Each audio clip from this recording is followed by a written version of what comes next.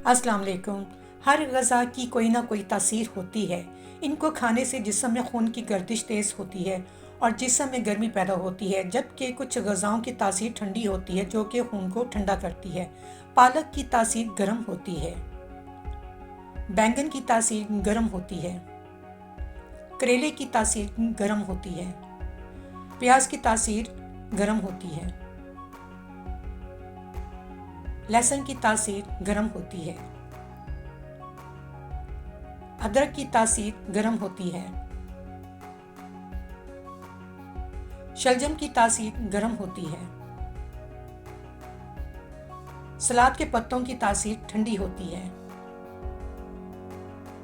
गाजर की तासीर ठंडी होती है। टमाटर की तासीर ठंडी होती है। खीरे की तासीर ठंडी होती है।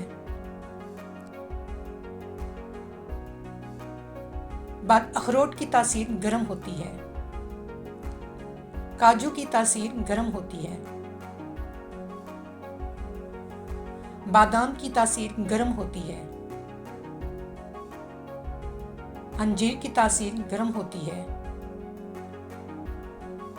जापानी फल की तासीर ठंडी होती है।